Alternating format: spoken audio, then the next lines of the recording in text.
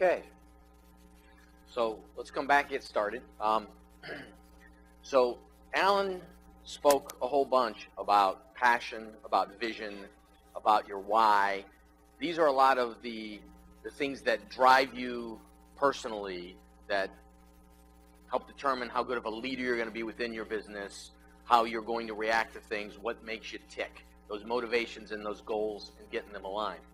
We're going to talk a little bit now about strategy, about how businesses function, and what are the 6 plus 1. We give you a bonus on everything. So we got 6 inhibitors plus 1 bonus inhibitor, all right, that we're going to discuss that are reasons why your business gets stalled. We're actually going to talk about the Great Small Business Plateau, the plateau that small businesses inevitably hit for a variety of reasons that we'll discuss, become stalled, and then do not know exactly how to get off of that plateau. So that's what we're going to talk about now. But before we get into that, I want to do a little survey here. How many folks in the room, by show of hands, are an actual business owner? By show of hands. Okay. How many of you, by show of hands again, are completely satisfied with, happy with where your businesses are, humming along, it's just great? Raise your hands. I was gonna, well, ho.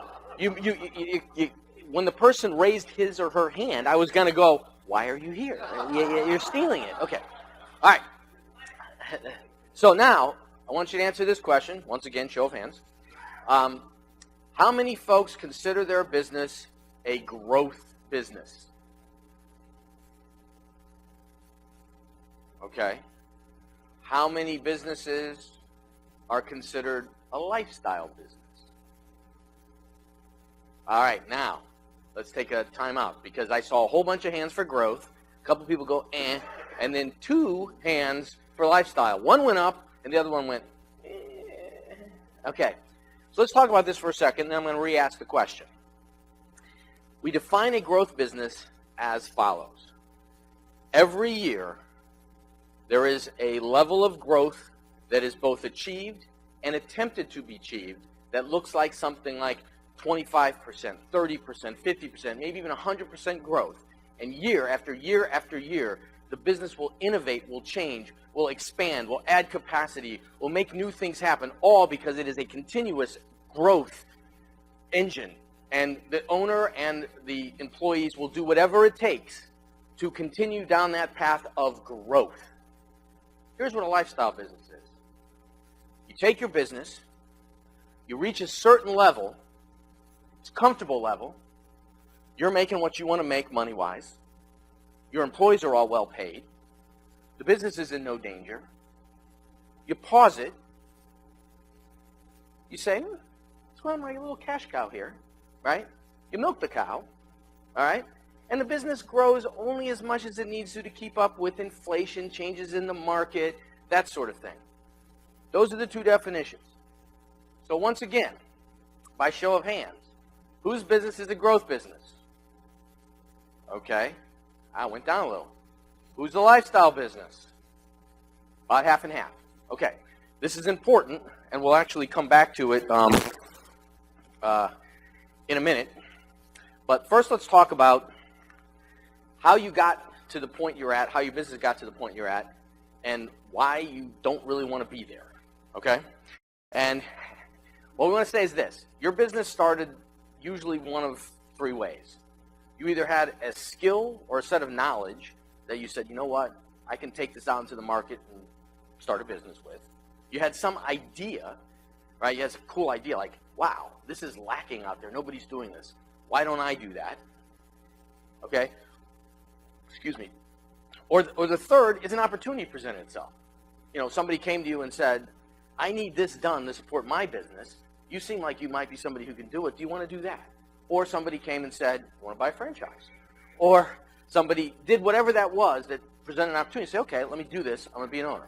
So by the nature of the fact that you're in this room, you had some success. All right? You had some success. The business went to a certain point. But at somewhere in there, It wasn't as easy as it used to be. It didn't work quite as smoothly. And in fact, in a lot of places, you have stalled growth. You have mediocre results with new initiatives that you put out there, sometimes downright awful results. And you're not happy about that. It's harder and harder and harder just to maintain the level you've reached. You're frustrated because it feels like there's this constant downward pressure on your business, and you're fighting just to keep at that level. Nobody wants to go backwards.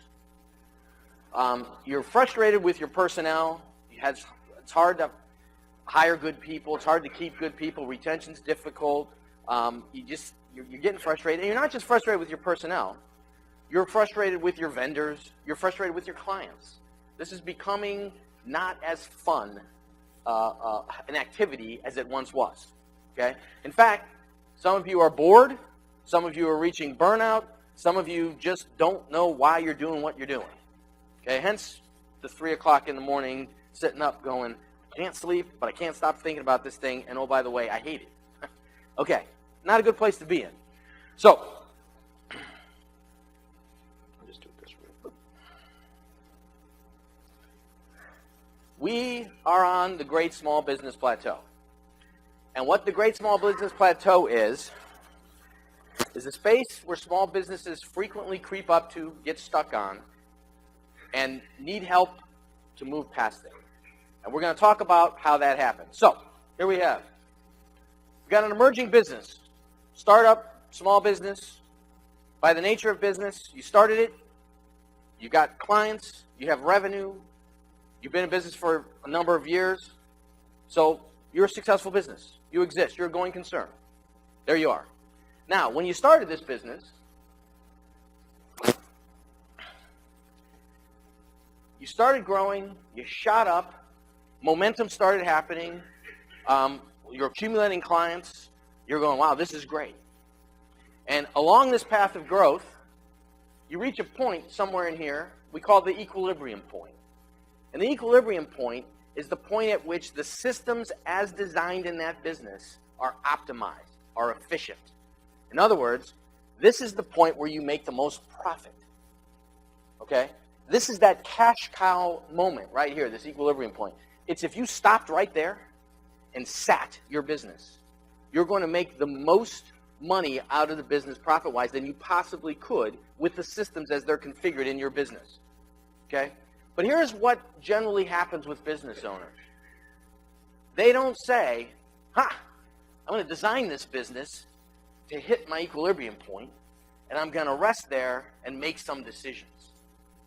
No, they're not even aware when they're approaching the equilibrium point, and they're not aware when they go past it. And here's what generally happens.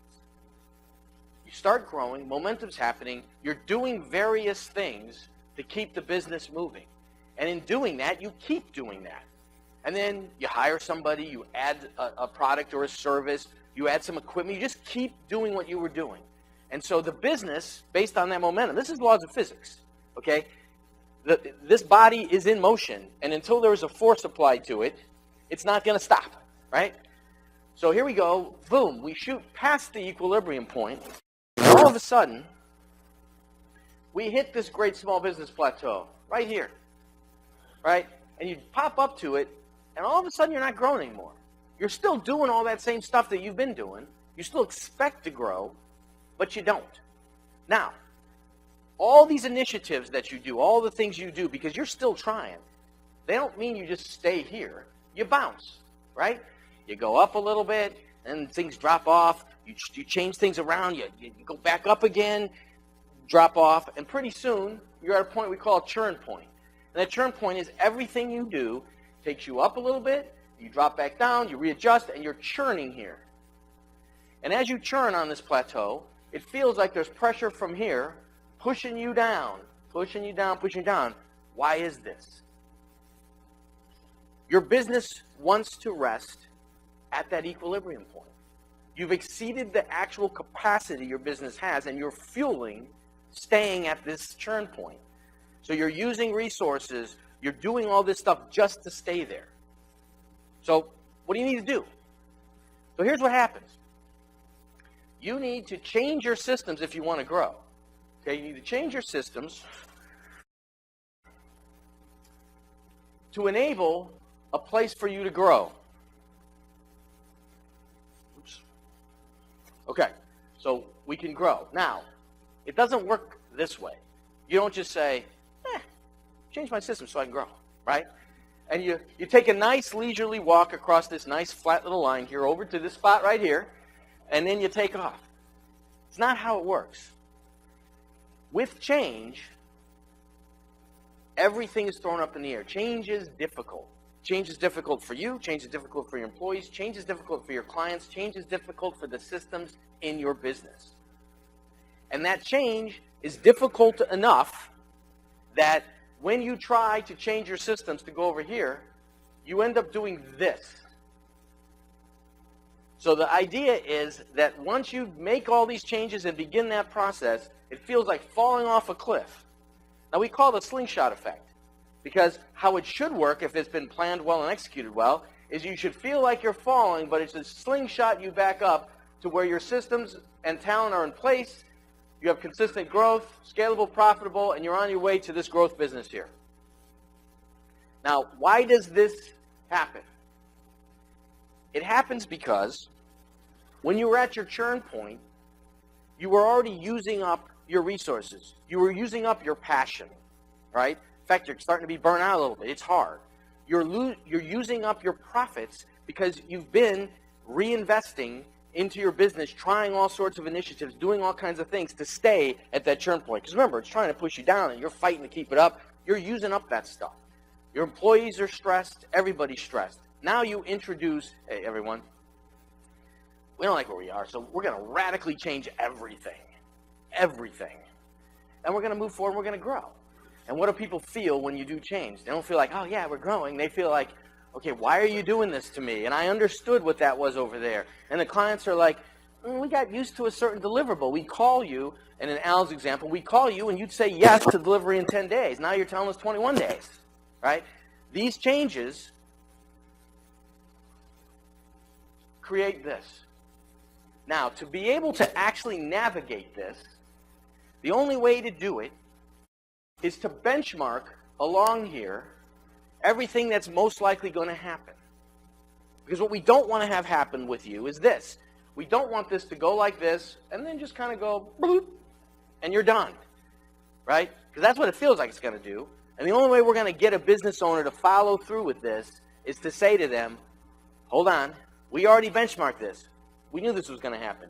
We knew there was going to be collateral damage as we did this. We knew that some employees were going to quit. And we told you at the beginning of this process that those employees were not going to be the ones that you necessarily wanted to quit.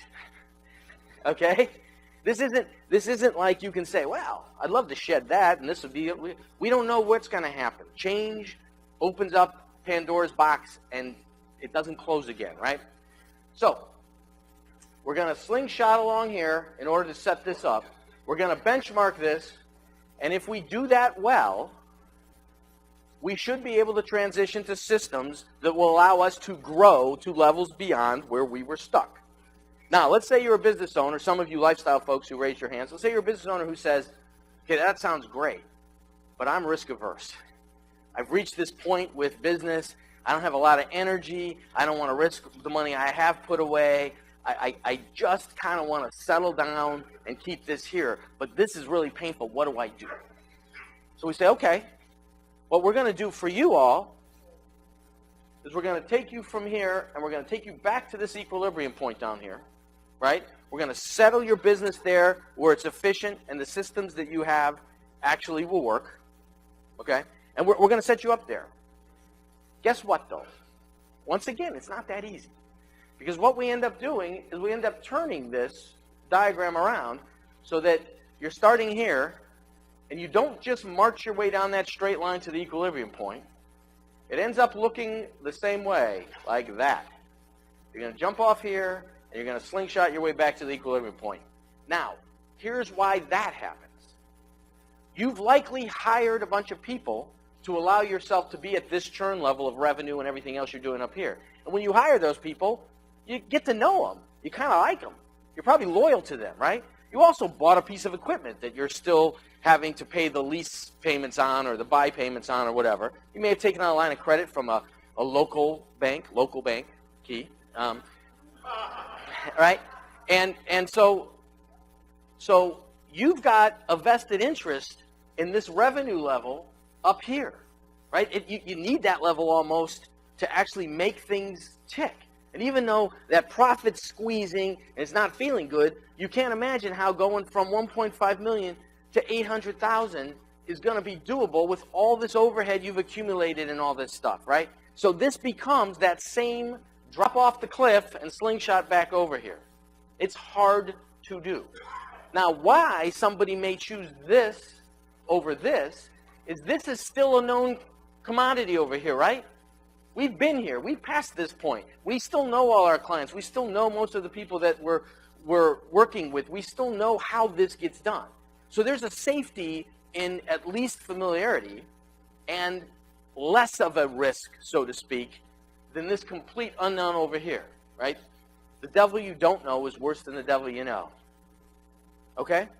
So this is how the Great Small Business Plateau functions, and this is the conversation that we have to have with clients who find themselves stuck there, because they need to understand what will happen, what can't happen, and what they need to be aware of. So I'm going to take a particular client that I work with, and I'm going to give you a cautionary tale to start this whole thing out. Okay? And that cautionary tale involves bringing some of Alan's stuff in on the why, understanding your vision, and truly understanding what motivates you, all right? Because it's quite easy to say, what are your motivations and goals? They're this. Your behaviors are this. You need to make your behaviors this to make this work. Oh, okay, I'll make my behaviors that. But what happens if in reality you should have shifted this to match, not this? So we have to be cautious. So I have a particular IT client that I worked with for a number of years who business was around for about 22 years. Business was based on the following thing. They had about 66 clients. Those 66 clients had been with them forever. The newest client that they had gotten was about 4 years old at that point. There had been no new one since, but they never lost any. They were customer service oriented. They made these people happy. It worked great. Okay? They had 4 employees. Those 4 employees, one had been there for 15 years. The newest one had been there for 5 years. The other 2 in between. Employees don't leave. Okay? When the owner first started this, their why, on some level, or their motivation, whatever we want to use, was to make people happy, to be helpful, make people happy. They were probably either a number 1 or a number 2 on Alan's list there. Okay, so their employees were super happy. They were getting paid well. They didn't really have to work that hard. It's 66 clients. We kind of figured it out. We know how this is working. Clients are super happy. Clients are super happy because they wouldn't stay for that long if they weren't. Right? We're servicing them. No issues at all. Now, here's who had become unhappy over time. The owner. Guess what the owner had taken out of the business in those 22 years? Nothing. In fact, the business owed the owner about $200,000 that they had put in to keep the business going during tough times. Okay? So this business exists. Alan called it a hobby with his client.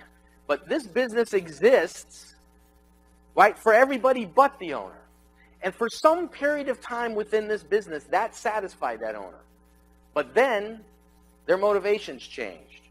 And they said, you know what? I've been here for 22 years. This business owes me money. I'm not making a dime. I live off of my wife's salary. What am I doing? I want to take a business and make it profitable, make some money. I've changed what I want to get here. I said, okay. So we went in.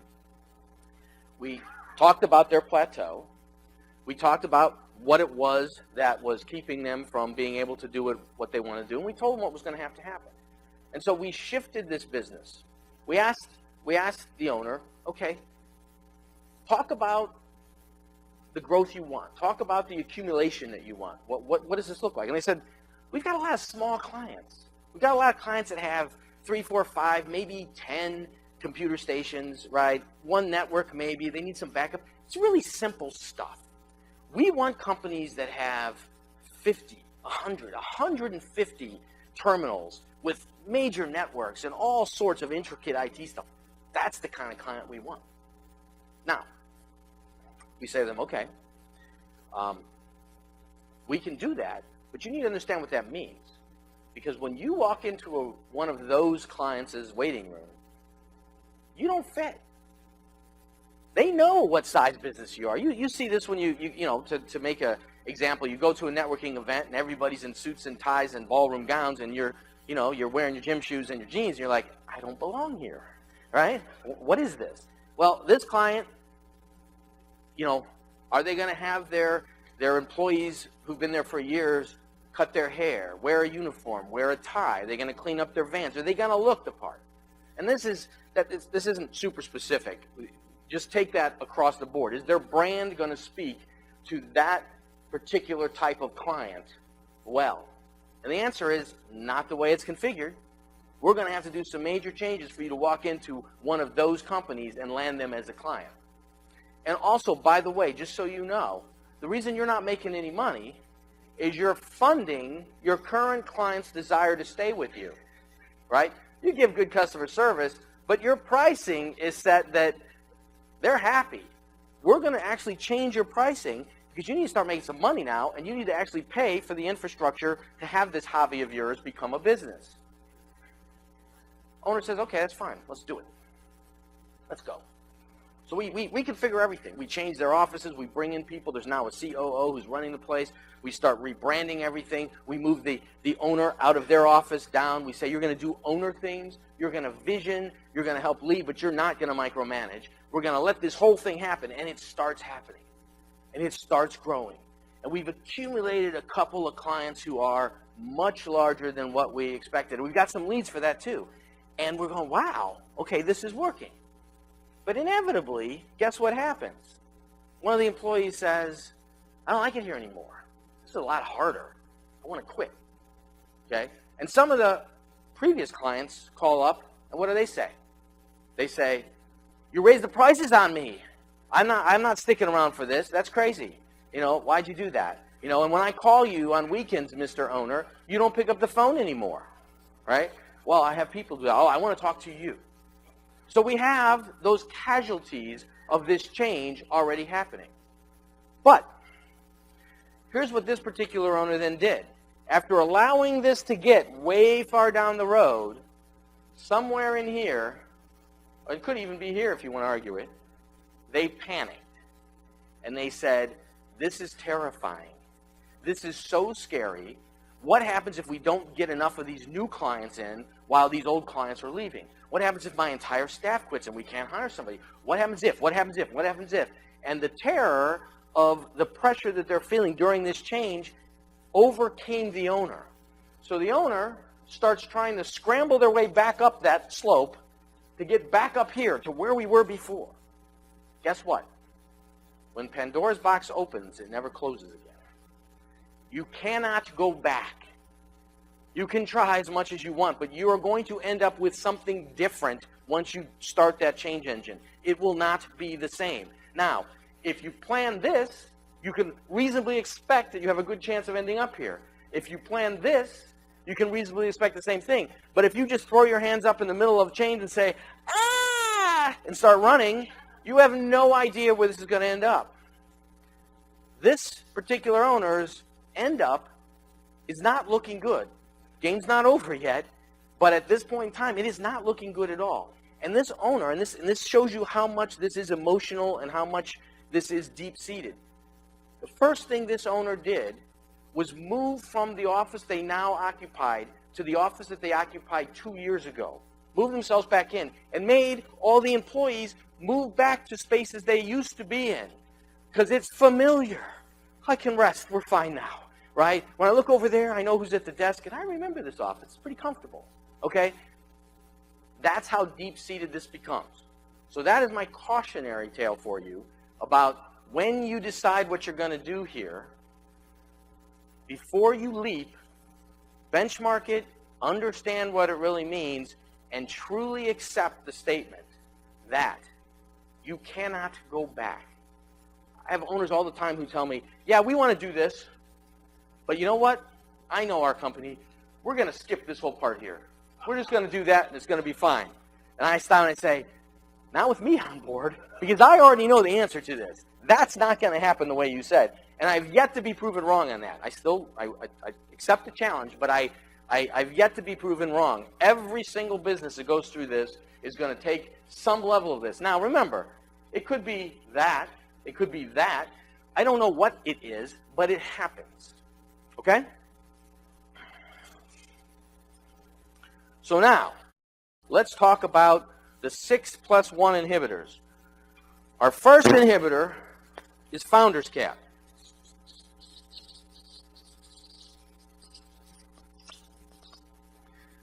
And I alluded to founder's cap in my opening remarks. That is where the founder, look, you handsome devil, you. Look, wait, look at this. You got a twinkle in your eye. Obviously, by that grin, you're a smart fellow. Okay, and by the way, this isn't meant to be gender specific. This is the best picture I could find. Okay, and see that little cap there? That's your founder's cap. And here's how founder's cap works. Founder's cap means the following thing. Your business is entirely capped, inhibited by what you as the founder are capable of doing on your own. Okay? So every piece of knowledge in that business, you need to be the one who has the smartest piece of knowledge in that area, in that business, right? You're the one who comes up with all the ideas. You're the one who has to make every decision. So you have capped your business effectively at the level of capacity that you, the owner, can handle. Now, here's how that sort of plays out, because we all know that, well, I'm not the only one in the business. I hired people, and they help, and so on, and that's true. So that brings us to our second inhibitor, and that is the jack of all trades.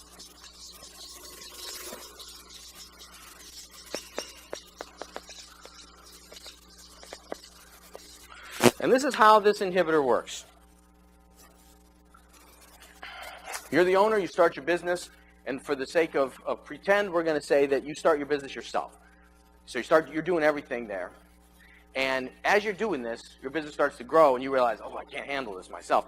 I need some support, right? So you run out and you hire, and generally the first hire that happens is some sort of admin, right? Get somebody to help me in the office, right? So you hire somebody, they come in, they help you in the office, and that person helping the owner generates a little bit more capacity than the owner without that person. Make sense? Right? And so when we hire at that level, we go and we're not looking for specific skills, so to say, or expertise knowledge. We may look for certain skills. You know, we hope that you're good on a computer or you know Excel, or there may be some specific skill, but we're not looking for knowledge that goes beyond the owner's knowledge. We're looking, and we like to call it support staff. We are hiring support staff for that owner, okay? And as the business grows, the owner adds a bunch of support staff. They got help in technology, human resources, finance, operations, marketing, and there's others. And that allows some support to the owner, so the capacity has gone up somewhat here in the business, right? But by constantly hiring jack of all trades, by definition, what we have is we have a whole bunch of people who are adequate or maybe even pretty good in a whole lot of areas, right? They're versatile. You can move them around. But none of them are great or an expert or a capacity builder in any one area. You didn't hire for expertise. You hired for support. So almost by definition, there's very few people in this group of support staff who are smarter than this particular owner in any area whatsoever. I mean, there may be a couple small things. Somebody may know how to use QuickBooks, and the owner quite doesn't know how. But for the most part, there's virtually no expertise on display beyond what the owner knows. In fact, the owner most likely, when a computer breaks, goes, oh, I've had that happen before. I know exactly how to fix that. And runs over and sits there for 4 hours messing with that computer, calling helplines and all, and getting it back up and running, right? And that happens across the board here. So, what do? Businesses start to grow and the capacity starts to expand when the following thing happens. This business owner looks at marketing and says, and I should have done human resources for this, I'm so sorry. But notice, they're represented here. Spelled completely wrong because it says human recourses. What recourse do you have about humans, I ask you? Okay, so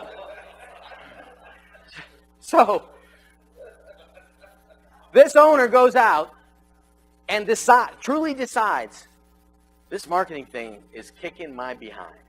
I need somebody who is an expert in marketing. They go and they find Steven over here. He helps them, I promise you. So here's what does happen. They hire this marketing expert, and that marketing expert is far smarter than the owner and knowledgeable than the owner is in marketing. The capacity generated here is quite a lot.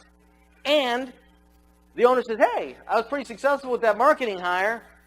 What if I do a CFO or even outsource CFO? I mean, none of these things have to be a hire. We could go and ask Mr. Human Resource Consultant over here to come in and provide his expertise for us, right? And if the owner continuously does this, we end up right here. We end up with a business that has a whole lot of generated capacity, a whole bunch of experts in their silos who know far more than the owner, and this thing can click along. So you say, okay, that's great, but I'm the owner. I want to belong. I want to have some place for me in that business. Well, there actually is, and it's very logical. Every one of these people is siloed in their knowledge. This person knows technology, but knows nothing about the rest of the company. Same with every one of these things. There's a little bit of overlap by nature, but their focus, as we discussed in my first little preamble, is their core competency. So this owner's role is to unify all of this. They're the big picture. They're the vision. They're the connective tissue, so the whole company has a direction it's going and knows how each of those areas take you there. The owner's role is actually still the most important. It's just not micro-owning every detail of knowledge within the company. Make sense?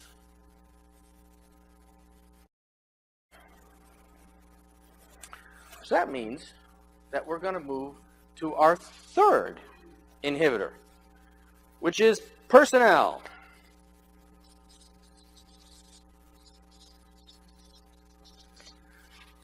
And by a show of hands, because I like that, how many people get frustrated with employees?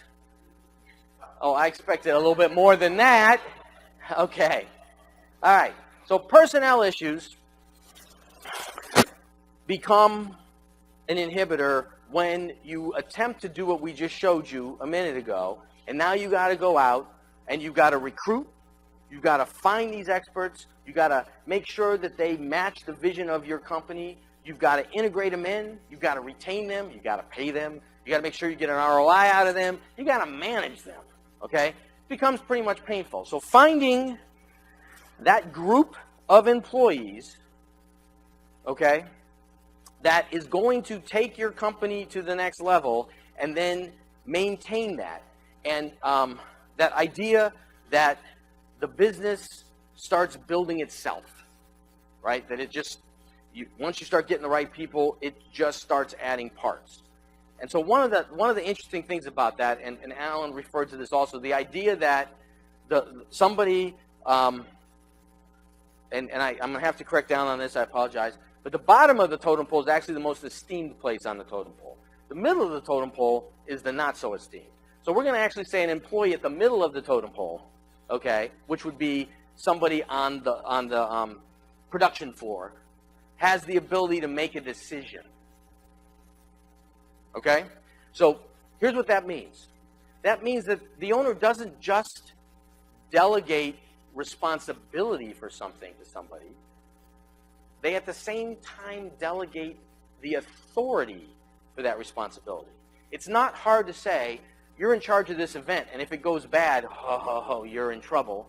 It's another thing to let that person actually make decisions about how the event goes. So the person knows, if this doesn't go well, I'm in trouble. But I still need to go ask the owner every single time, should we have 100 napkins or just 75? Should I call and tell them this or not? Do we want AV? Not a decision could be made, but the responsibility weighs heavy, right? So we need to hire the right people so we can give them the responsibility and authority to take our company where it needs to go. All right?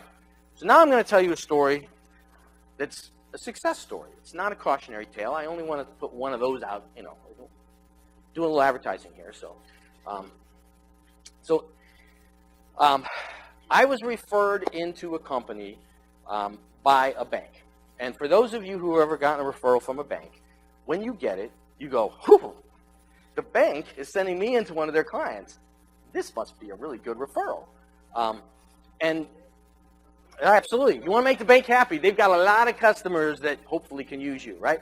So I get this call from this bank, and they say, we have a customer. They have a business. They have two businesses, but they have a business they're about to launch.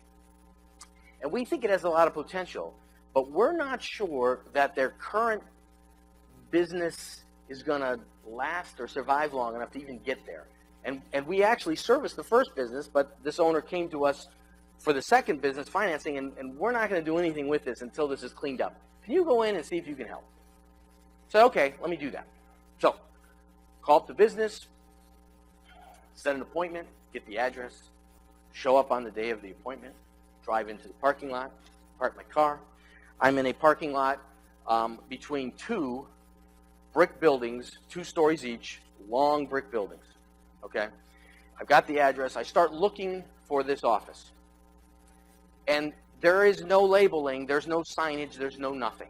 Now, I know I'm at the right place, and so I start wandering around. By process of elimination, I discovered that one top level of one of those brick buildings, the entire thing, houses the company that I'm looking for, okay? But still no signage or anything. And so I go up, and this is one of those ones where you go up the stairs, and you're still outside the building, walking along a walkway, and there's glass walls and doors so you can sort of see in. As I'm walking along, I get up there, I walk along, and I look in, and I shudder. Okay, I'm like, what is this?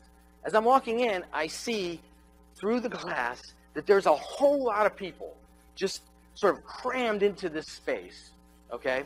And they're in there, and they look like, honestly, hoodlums. Okay, I mean, I'm like, they're young, their hair's all over the place, they're all smoking inside. The place is kind of smoky in there, okay, and they're just wandering around, and it just has that feel, like you're like, what is this? Okay, so I'm kind of going, am I right? This is the right place? And I look around on it, yeah, it's the right place. So I'm like, okay, right, and I'm trying to kind of figure out what they do, because I did look them up beforehand and all, and they do some sort of internet sales marketing thing, but I don't actually know what they do. So now I'm starting to wonder, like, is this one of those places that ships a bunch of illegal stuff out, or is it maybe, where we can buy the seedy things that we never admit that we buy, or, what is this place, right?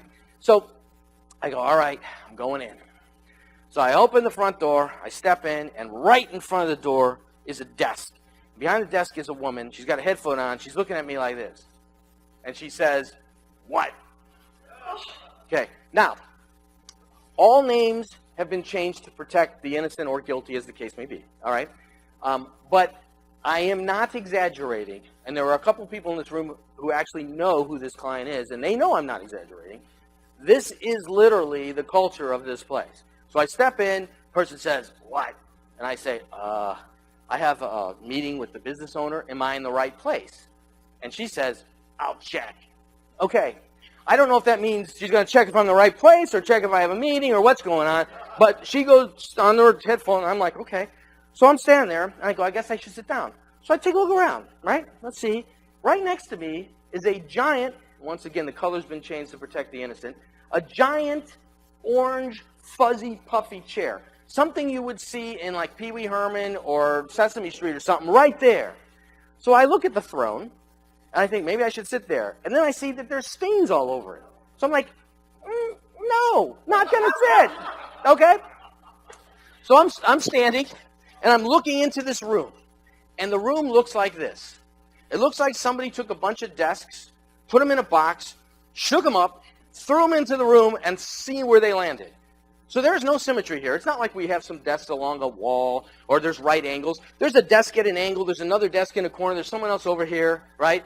And they're all wearing headsets, and they're all screaming into their headsets, okay? And as I look around, this place is filthy. The carpet is all ripped up. It's shredded. And in fact, it looks like somebody had been shot in the middle of this room. The police showed up, outlined the body, took the body away, and nobody bothered to clean up the tape or clean up any of the stains. That's what it looked like. So I'm standing there, and I'm already, my gut's going, blah, blah, blah, blah, run, get out of here, go, what are you doing, right? I'm like, all right.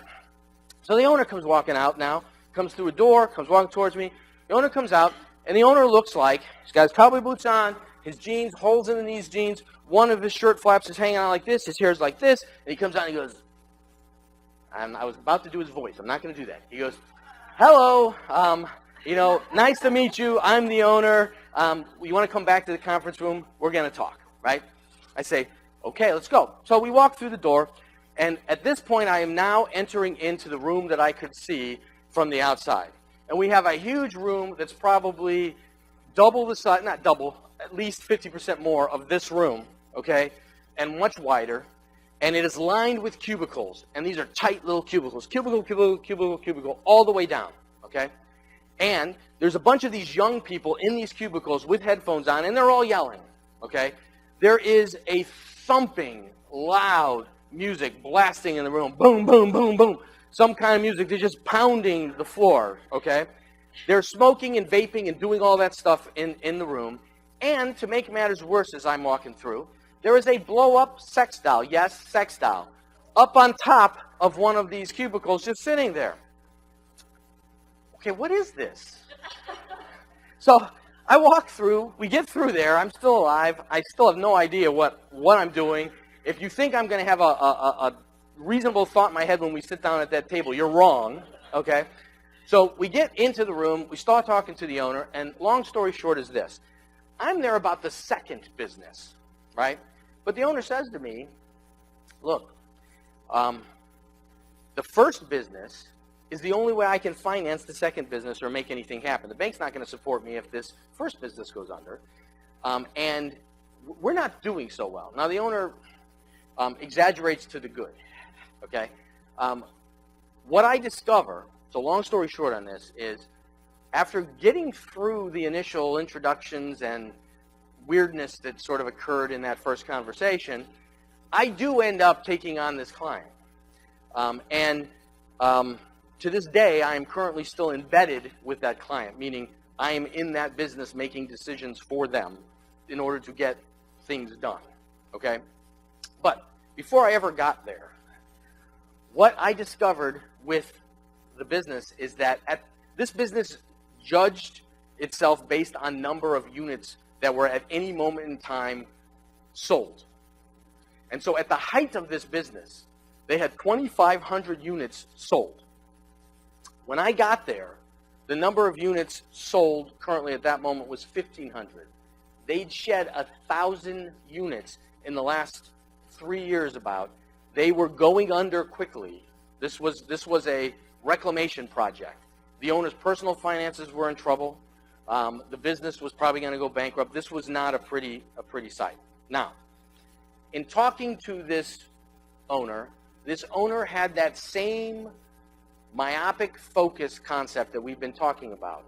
This owner is all about sales. They know everything about sales. They know how to drive sales. They know how sales work. They know how to listen to one of those outgoing sales calls that those guys were screaming in the other room and tell them how to moderate their energy pitch, their energy level, how to moderate their pitch, how to change the language, how to do whatever it was to make a sale. And so guess what has been being driven here the entire time the business is crashing? We need more sales. How are we going to do it? We need more sales. Now I go in and I tell the owner, I say, you don't need any more sales. And you think the owner believes me? Of course not. Looks at me and says, yeah, right. How do we get more sales? And I say, you don't need more sales. Look, your issue isn't sales. Your issue is personnel. Okay? We need to change the culture of your company. We need to find managers to manage that group of crazies out there, okay? We need to do a management team. We need to have some dress codes. We need some sort of standard operating procedures that make sure that there's no sex doll up above, because that may be offending some other people in that room that we're unaware of, right? Or clients, or people walking by, or me, okay? So we need to change the culture. We need to find good people. We need to see who rises up to where we're going as a company. We do not need to worry about sales. Stop telling me about sales. Now, I can promise you the following thing. This is an accidental success story for me, because that owner, I promise you, in hearing me tell him that, would have kicked me out of that room in a heartbeat if the owner had a choice. But the owner is on the, we're within 6 months probably of bankruptcy, okay? The bank set me in. So not only is it a nice referral, there's a pretty powerful little ticket there, right? I got a little leverage. So this owner has to go along with what I'm telling them, even though everything in them says, throw this guy out, right? So with that premise in mind, I go in and I start to change this culture. We set up a management team. We set up standard operating procedures. We get everything in place so that this can happen. But we don't have a lot of time, right? Remember, we're heading for the drain pretty fast. So this can't be one of those things where, okay, we put it all in place. Now we'll start to roll it out. We'll encourage people. We'll coach them. We'll make this all happen over time. So that's going to take years, right? I mean, it just is. It's going to be a difficult lift. So we said, no, this is something that just has to happen. This is like one day it's this way. You rip the Band-Aid off, it's this way, okay? So what we did is we got it all ready. We got the management team in place. We got everything set up. The SOP, we got it all ready. And we sent all the people that work their home on a Friday. Okay. Then we go in on Saturday and Sunday, and we destroy the place. We rip all the carpet up. We repaint. We put the logo up on the wall. We clean all the glass. We throw out all the crap. We get bigger cubicles that give people space. We bring in new equipment. We redesign where people sit. We make teams. We put managers' desks up front. We put the managers there. We do everything we need to do to completely force change. Here's how people resist change. You say, we're going to change. And they say, oh, no, we're not. And they sit in the spot that they are and dig their heels in, and you got to drag them there. Here's why this didn't happen. Because they showed up on Monday, and there's nowhere to dig their heels in because they don't even know where their desk is. They have no idea what this is now. And so they are all ears, because the fastest way that we can get to a place that we can sit and dig our heels in is to make what just happened the new norm, because there is no old norm for us. So come on, can we just get there real quick so I can settle in? Whew. Right? And if you got 75 people thinking that thought, you've got momentum to make this change real. So long story short, I went into this business in October. At the end of that year, we declared a tax loss of about $250,000. The real loss was probably closer to $450,000, $500,000, $500,000, the real loss. But we declared a tax loss that year of that amount. And this was after like 3 years of similar losses. So the next year, the end of the year, we declare a profit of $36,000. So we started turning things around. Not super profitable yet, but we're there. Second year in, end of the year, we declare profits of $640,000. Okay? And we're not done. And it wasn't done with what that owner thought needed to be done. It wasn't about sales. In fact, their sales rate to this day hasn't changed. I made them average what they do sales per week, actually per day, for every one of those years, and it hasn't moved. This is about efficiencies. This is about client retention. Once you sell one, do you want them to go away? It just makes it harder. This is about product improvement. But most of all, this is about personnel.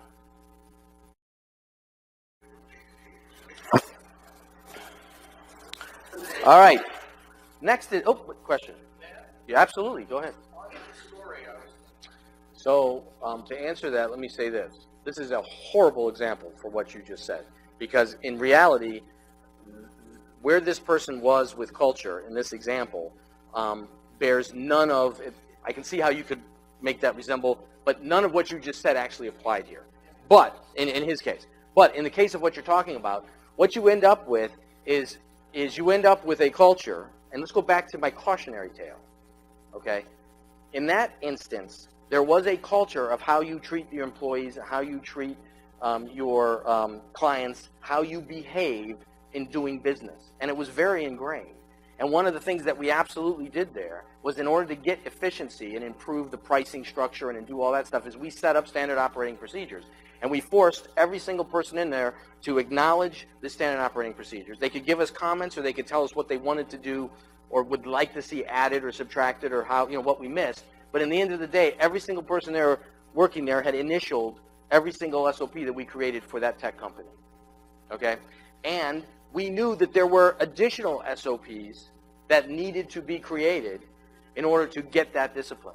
When we hired that chief operating officer in to handle this, the first thing we told them to do, that we empowered that person to do, was enforce these SOPs. Make this business run that way. Now, one of the things I didn't talk about was that owner was the biggest breaker of every SOP that we created. Okay? This wasn't just that the owner panicked. It was also that the owner didn't feel at home anymore. This isn't my place, right? We created what you wanted, but you didn't think through that you don't want structure. You don't want anybody answering anybody else. You don't want your clients calling the tech on call on the weekends. You want them calling you. You like that feeling of picking up the phone on Saturday and going, "You need me? I'll be right there," right? That's the culture that person wanted. So in your case, I think one of the key pieces is, and Alan alluded to this too, the vision of the leader is the vision. You can fight that vision, as we tried to do in this tech company, but I'm only going to enter into that fight if I actually think that that owner wants to change where they're going. I thought that, we entered this, but it turns out they didn't. So to your thing, you cannot take strictly process and discipline and lay it over something and think it's going to do it. You must change the mindset of the people involved to be able to actually make that functional. Does that answer your question? Yes. Okay. So back to this example I'm in now, it doesn't apply because in reality, this person hated the culture that existed there. Okay? The singularity of focus and the lack of ability to see the forest for the trees had just created that the inmates were running the asylum. And the owner had no idea how to stop it. All they knew how to do was encourage them to make more sales. Okay? Does that answer it? Okay. All right. Sure. So let's come back. I didn't write it up here. Let's come back to our next inhibitor, which is infrastructure.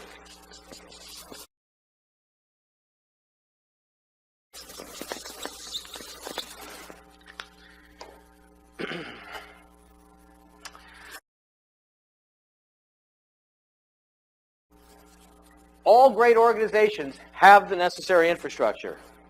That's just the law of nature. If you don't have the necessary infrastructure, it is hard to maintain or to arrive at greatness. Okay? So you can take almost any large-scale organization and determine if they have enough capacity or ability to become great or to become larger or to grow or any of those things based on, do they have the infrastructure in place? So let's pick, I don't know, a large organization. Let's say the Roman Empire. How about that? Is it big enough? Okay. We're going to take the Roman Empire and we're going to say that the Roman Empire was able to exist and dominate and rule and handle that huge, vast expanse of land that they occupied and ruled because of their infrastructure. In fact, one of the nifty stories that's told is that there is still, to this day, Roman roads that exist from way back then in good shape. They had roads that ran throughout this whole thing. They could get to places quickly. We don't even know, I'm not an expert on this, but when I first came up with this example, which was probably 15 years ago, we didn't know what their technology was that kept those roads so long-lasting. Our roads don't last that long. Even without cars running on them, they don't. These lasted for thousands of years, right?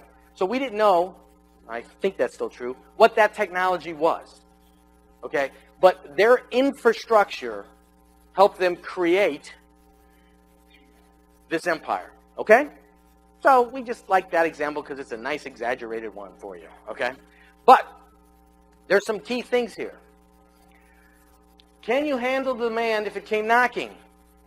Do you have the infrastructure as you market and sell and put yourself out there and try to grow to handle something if it actually arrives? The orders arrive, if the demand arrives, can you deal with it? So I'm going to tell you a story.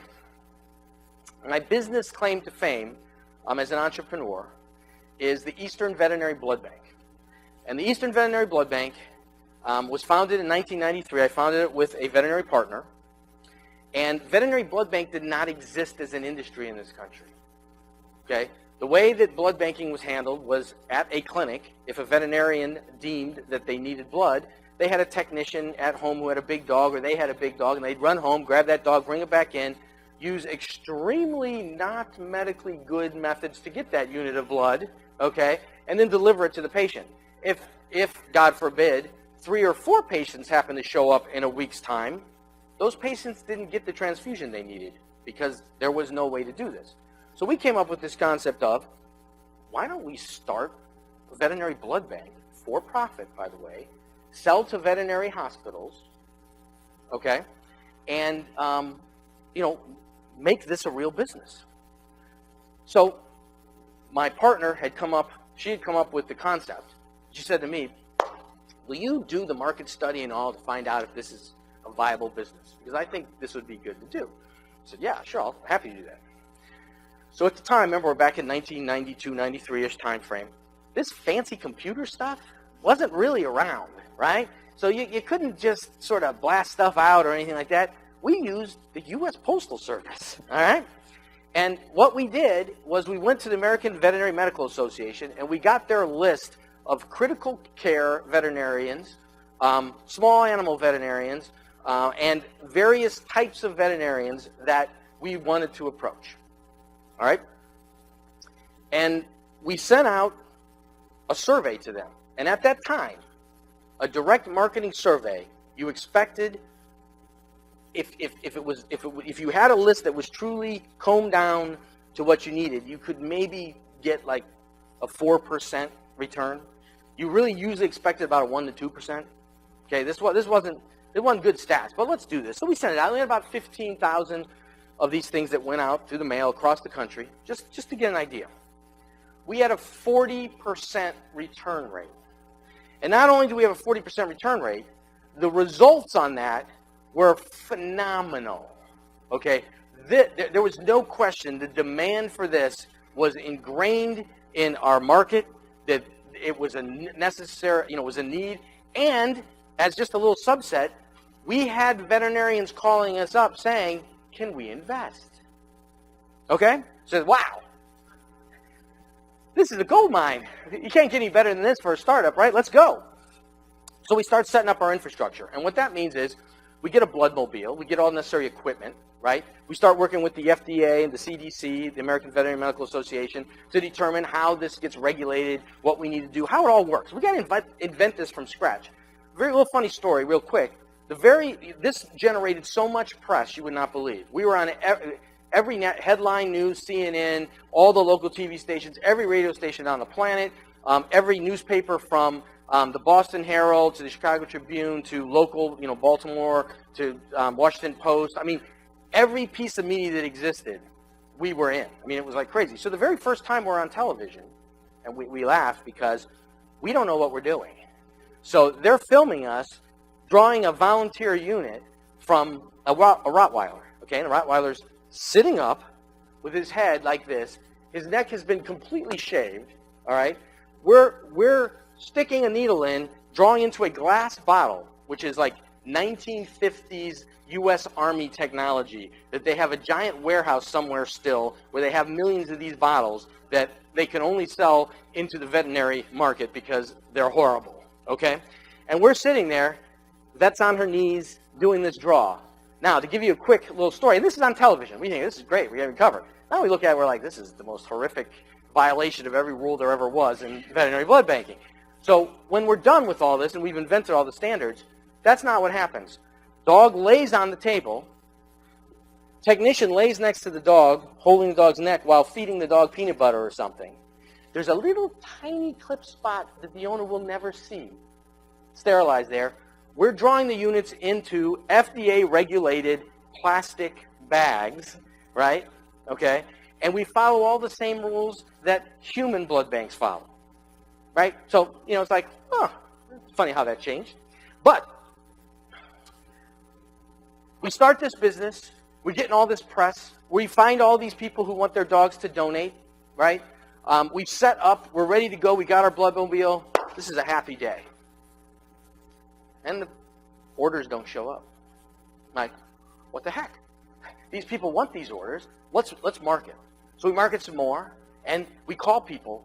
Hey, what's going on? Because you said oh no, we love the idea. It's a great idea. Just haven't had a chance to get to changing up anything yet or testing you guys out yet. It's like, okay, this is crazy. So here's what was happening, and I find this out later on. Veterinarians are incredibly busy people like everybody else. And their stack of mail comes in, and it builds up like this, right? So all our stuff's lodged in there somewhere. And every 3 months, they go in their office, and they say, I guess I got to take this weekend to go through my mail, right? They find our stuff. They look at it. They say, oh, this is great. I want to do this. They set it aside, so they're going to remember to do this. And they go about their business again. Another 4 months later, a transfusion comes in. They go to the old way. They go, oh, I got to get with that blood bank. Now, we're operating on a daily or weekly basis. They're operating in a monthly, maybe yearly, when they're going to get around to dealing with us. So those points aren't meeting, right? So I'm like, oh, this is bad. I got to do something. So a year and a half in, we started out as a mid-Atlantic regional conceptual blood bank. So I expand. Makes sense, right? I start marketing up into New England and the whole eastern coast. I go down into Florida and market. Pretty soon I'm moving into the Midwest. Finally, what the heck? I'm blanketing the whole country with the exception of California. Marketing, marketing, marketing, marketing. And enough business starts to trickle in that we stay alive and all. And then guess what happens? The bubble pops. And we have overextended ourselves beyond anything you can imagine. We have so much demand now that we are simply running behind it, trying to retrofit infrastructure in to handle this demand. Okay? We have to get multiple additional blood mobiles, hire additional veterinarians, start expanding staff, figuring out new places to find these donors, new blood draw points. All this stuff we're ramping up as fast as we possibly can, and we are not able to remotely handle what has come in. So, by failing to know what we unleashed, failing to have the infrastructure or the infrastructure plan to get there, we created our own competition. Because what's happened now? We've now convinced the entire veterinary world that, hey, this is a great idea. And in fact, it exists, and they never get us anything because they're always backlogged. So who's going to step up and help us out? So by the time, 10 years later, we are either the number 1 or number 2 largest veterinary blood bank in the country. We ship all across the country. We also ship internationally. But our dominant business is on the East Coast. We have a blood bank in California, who's either the first or second, depending on which year, because we're in competition, right? Largest. And they do mostly West Coast, all right? And we have probably another 10 smaller regional blood banks populating the country. We've created an industry. It's a great little boasting thing when I go to parties. Created an industry, veterinary blood banking, hey, right? So, but we missed an opportunity. There was always going to be competition. Any successful niche that you're in will have competition at some point. But had we been able to control what we were doing there, make it more strategic, had the contingency plans with infrastructure, we most likely would have kept competition out for a while and maybe even owned that space greater than we did own it when it was all said and done. Does that make sense? Okay. So now, the next inhibitor is technology.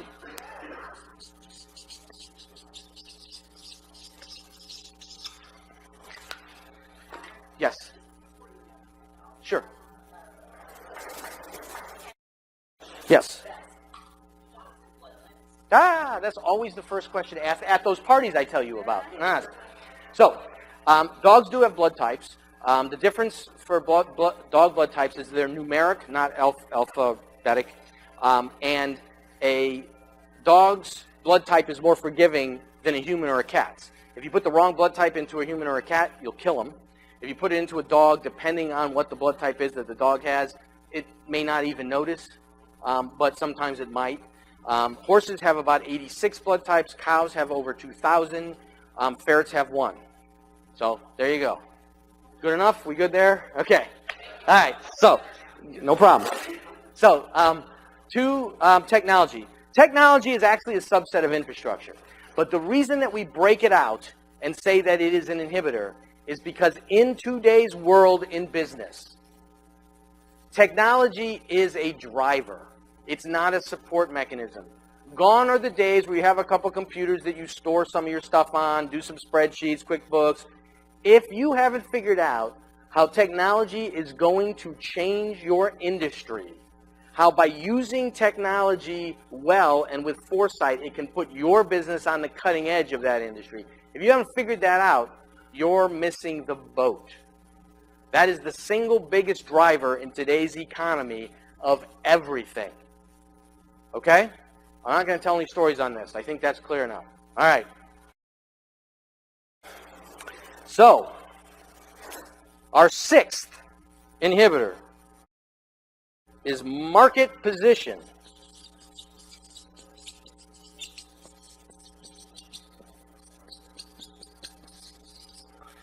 And market position, if you noticed, as we went through the first 5, those first 5 are almost all internal, right? These are internal focused things. These are things within your business that you need to handle in order to grow, in order to make things happen.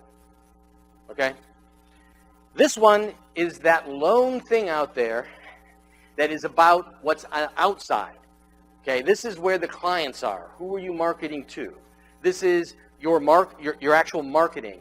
This is how people view you. This is new demand, new products. This is all that outside stuff, okay, looking in. If you ask a business owner what inhibitors or what affects your business most are going to tell you something that's outside their business. As you can see here, most inhibitors are actually inside their business. But this is the one that is outside focused, okay. This is where you need strategy in order to reach into your markets appropriately, right? This is that branding. All right, this is how you communicate your why to your potential customers. This is how you close those sales. That is what this is all about. All right? I have a collaborative person who I work with who tells this story. All right? It's about Pepsi. And what he says is that everybody in their market facing looks like this. All right? And you've got all this here. And if you take this market and you just go 1 or 2 degrees this way, this sliver here gets bigger and bigger and bigger and bigger as it goes out, right? That's all it takes for you to add more than you could possibly know. So here's a story about Pepsi. First of all, everybody here knows that Pepsi owns Gatorade, right? Okay. Pepsi didn't always own Gatorade. And in fact, Pepsi turned down the acquisition of Gatorade the first time it was offered to them. And the reason that they did that was Pepsi produced, the way they closed up their cans and produced their drink, and this is beyond my technology knowledge, but it was a hot process, I believe, and Gatorade did it with a cold process. And Pepsi thought, sports drinks for electrolytes, and by the way, you don't fit the models of our distilleries and everything. It doesn't work that way. So we're not interested. Well, thank goodness for Pepsi that you get second chances, because Gatorade is the number 4 selling drink within the Pepsi organization. Okay? And that's that market facing. That's knowing your market, keeping trends. I'll give you a cautionary tale on that. Schwinn bicycle. Back in the day, and that's a while ago, by the way, everybody. Back in the day, Schwinn was the dominant bicycle brand out there. And you can picture the Schwinn bike, right? The sort of fat tires, how it rode, how it looked, everything like that. Dominated. They ignored their market. They ignored their customers. They ignored the demand out there for many years. Pretty soon, thin-wheeled bicycles started appearing. And mountain bikes. And actually, people preferred those. And by the time Schwinn got around to recognizing that the reason all of a sudden their sales were plummeting was because of these new trends that they purposely, they knew about but had ignored and dismissed and, not bothered with, they said, we got to do this. When they turned to do it, we come back to infrastructure, none of their plants were equipped to build either style of bike.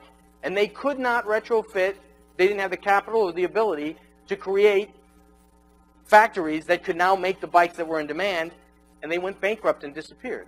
Now, Schwinn still exists, the brand, because a particular, you have to look it up, I don't remember, particular bicycle company thought it'd be cool to have that retro Schwinn brand, so they bought the name essentially. But Schwinn went bankrupt. It was gone because of a lack of understanding this. Okay, so now, so Kodak, absolutely. Well, and you can also take that out to a variety of technology companies that were at the top of their game for a long time and then disappeared. So now we always say we give you a bonus, so it's time for the bonus, okay? Be excited? All right. Here is our +1 inhibitor, capacity.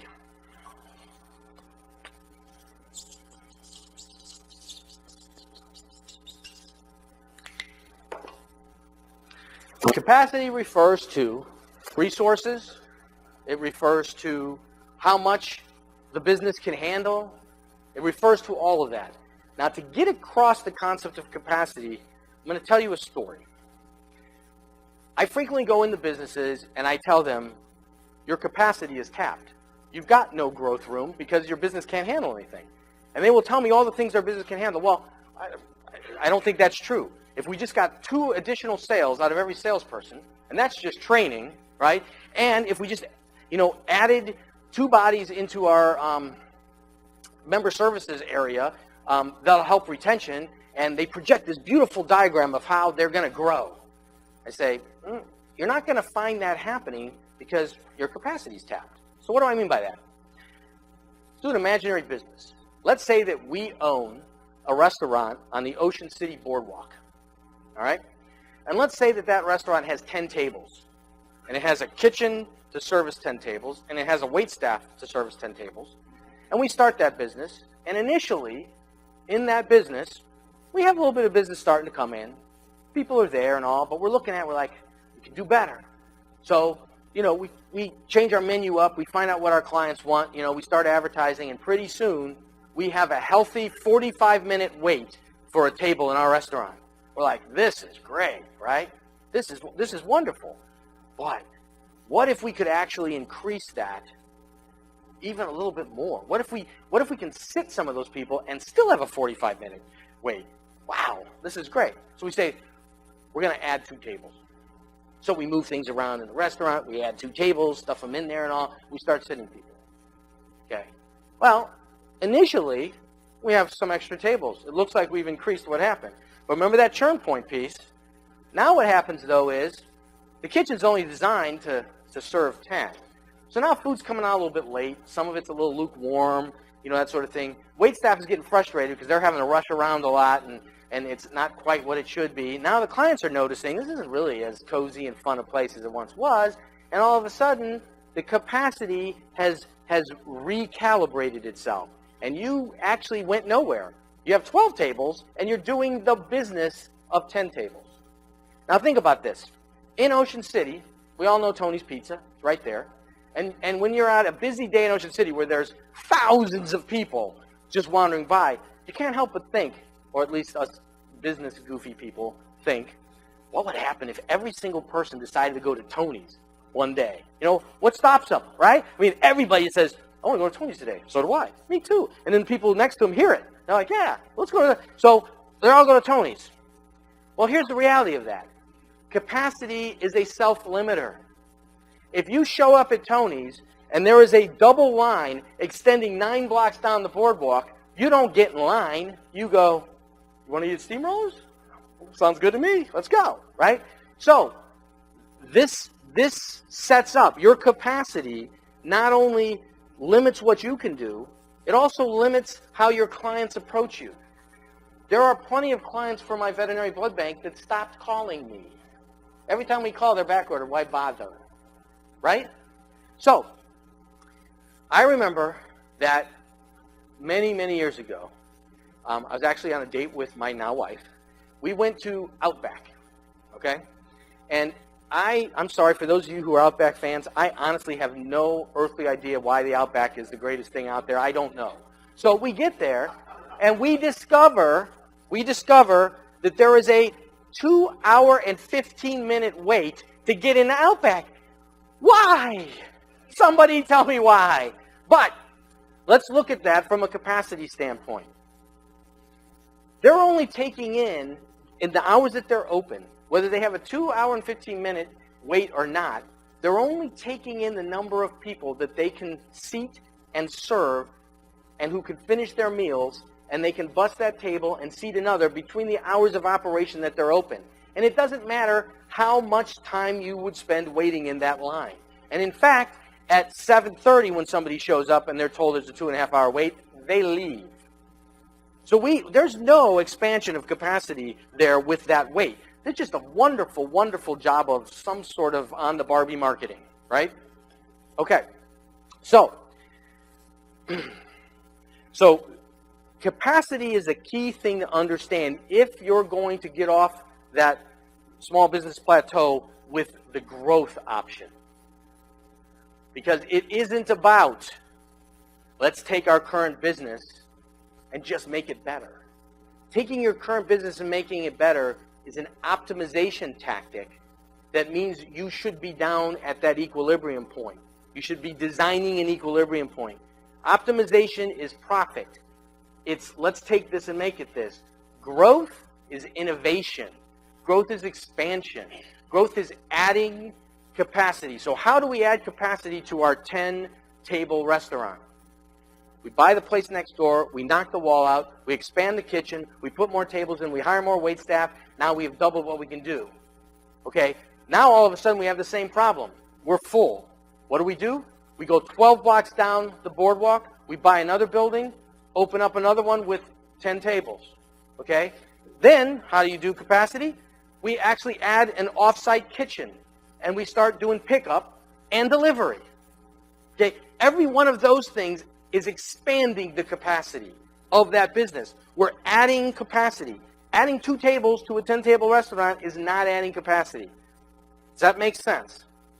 Now, I emphasize that because I know owners who think their way into some of their tactics that they do is somehow an actual capacity expander. Tactics are rarely a capacity expander. Technology, infrastructure, personnel, those things can be capacity expanders. Does that make sense? And the reason that we say that it's a +1, by the way, it's not just to give you a bonus. Sorry, that wasn't the intention, but I'm glad you got the bonus. But the reason is that if you notice, capacity is interwoven throughout all the rest of these. So we pull it out to highlight it, but we don't say that it's an inhibitor. And capacity includes the things that a lot of people are thinking right now is missing here. And that's like, what about we just don't have enough money? Resources are included in capacity. Time is included in capacity. Knowledge is included in capacity, and personnel too, by the way. Okay? Make sense? All right, so now I am going to demonstrate to you what I talked about in the very beginning. And that is, here is the owner's expertise and focus. This expertise and focus here fills up this much capacity of what the business can do. So when the owner is tinkering around the edges, they got about that much they can affect the business. And this may be high. I mean, these numbers are just picked for the heck of it, right? 80% focus on the business and marketing. So we got 20% movement maybe. It could be 95.5. It could be anything like that. the area of the business that that business owner is ignoring, right? It exists. Say it's 20%. Look at what could happen if the focus was there. We're no longer tinkering around the edges. So to tie up what I said in the beginning to the end, here's your illustration of why you, the business owner, are probably the biggest hurdle that your business faces right now in getting to where you need to go. And to conclude this, because we've talked a lot about motivation and we've talked a lot about impact and vision and all, I need to, I have it up here. I need to show you this.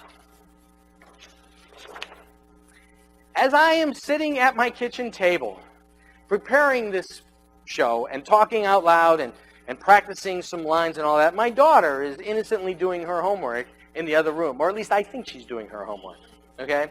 And what April is doing is April is actually taking everything she's hearing me say and she's drawing it.